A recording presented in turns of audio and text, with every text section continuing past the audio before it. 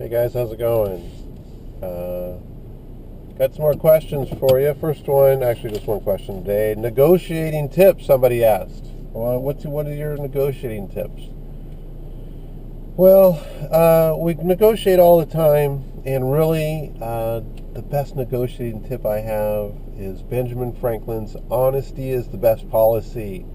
Always be honest. You can be totally honest, with the people.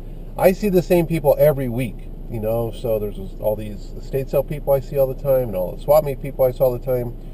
So making friends with them, it's real. They're really my friends, but it's also a negotiating tactic. So honesty is best policy. Always be honest with them. We have a couple rules. Never, ever insult the seller. Like I said, I see these people. I see them every week. If you insult them, they're going to remember next week. Never insult the seller. Never, ever insult the seller. And also, good negotiating. Both parties, when you're done, both parties need to be happy.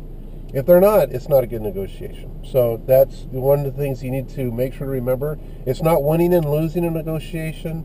Both parties need to be happy when you're done. Also, if you really want to know about negotiating, Roger Dawson's Power Negotiating, fantastic program. I learned a lot of stuff that I know of. He goes over all kinds of tactics, red herring, good cop, bad cop, all these things. And you can, even if you're not comfortable using them, you can want to know about them, because then you know when people use them on you. So you want to make sure to do that. So really, number one tip of all time, and it seems awfully simple. Like I said, I see the same people week after week, and these people are my friends, and they're really my friends. I talk to them, they're my friends. But it's a negotiating tactic. Learn their name, and use their name either at the first word they say, John, can we do this? Or put it at the end. Put their name at the first, at the end. Some people don't agree, but everybody's favorite word is their own name, believe it or not. So you learn their names. It means a lot. And use their name. A story. Yesterday, I was at the estate sale, and one of the girls was walking around, and she's a worker there, and they had the Gone with the Wind, Clark Gable and Vivian Lee. And I go, hey, did you look up these Clark Gable, Vivian Lee, big giant dolls? I didn't buy them. But anyways, I was talking to them, and the girl goes, oh, most kids now don't even know who Clark Gable is. And I looked up, she's probably early 30s or so. And I go, how do you know? You're only like, 22? And she looked at me, she goes, oh, I love you. Oh my goodness. Anyways, so I was checking out, and I was hoping I was going to get her. And sure enough, it happened, because they had two checkout people that took the next person, and then she took me, and I laid all my stuff out on the ground.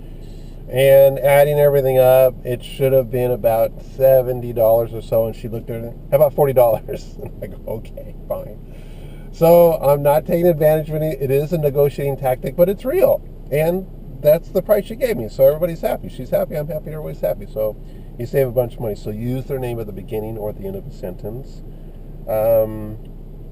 You can tell them, if you don't really know, that, hey, I'm a reseller. This is what I can do. Or on your phone. It's not bad to pick up your phone. You pick up your phone and you go, well, let me see. I have an iPhone. Let me see if I can make this work.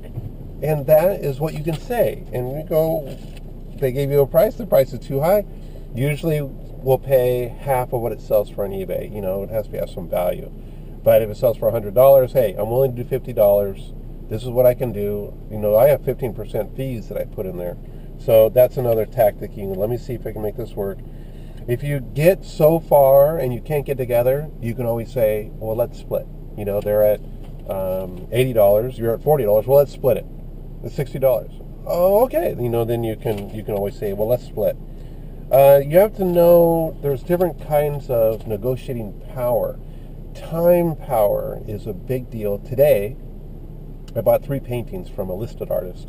I was there yesterday, and there was a bunch of people there, and they had $150 each for the paintings. But on Saturday, 2 days later, half price.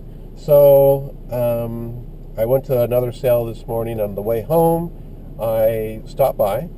Nobody there. So now time power is in my favor. There's not a soul. They need to sell something. So I told them, well, so if I come back at 4 o'clock today, it's going to be half price. It's still Friday. It's not Saturday yet. And they go, yeah. And I go, well, I'm not coming back. I can do $425. And they go, okay, take it for, I'm $225. Go ahead and take it for $225. One of them might be good. I want to start it high and see what I can do. I know I can double. So that's kind of right. And also quantity power. So I had 3 of these paintings today instead of just one. So you have quantity, you have more leverage, more power. It's a negotiating tactic in power. And also, if at all possible, you need to negotiate a little bit private. Sometimes it's even better if you have a big pile of stuff or something that has a lot of value and you don't have to get to the next estate sale very quickly. Just wait. Wait till the line gets down to nothing. Wait till there's nobody there. You can wait even an hour. It might save you hundreds of dollars because the time power changes. Also, if you have a high value item, it's kind of like quantity power. So you have more power, nobody's there. So negotiate in private. So, but this Roger Dawson's program is really, really good. You can get it on eBay. Roger Dawson's Power Negotiating. And now the home run of the week. Everybody loves home runs. And I love them too, of course. It's gravy. But the bread and butter are the items that you buy at the estate sale. Today I went to 2 estate sales. The first one I bought a bunch of small items. I'll buy it for $5 and sell it for $15 or $20. As long as it's easy to ship. You just do it over and over and over. I know this is not a home run, but this is reality. I make a living at this. This is what I do. And you can't buy something that's not at the estate sale. So that's what you do. And so I'm going to tell you that this is kind of the home run reality. You can't make a living off home runs. That's my opinion. In the olden days, when they didn't have phones and the estate sale people didn't know that much, there were way more home runs. But now people know. You just look on the internet and you can look up the item and you can see what it is. So it's harder to get a home run. So that's my deal of the day. So until next time, talk to you soon. Bye. Well, make sure to like me on Facebook and subscribe to my channel on YouTube. We'll talk to you soon next time.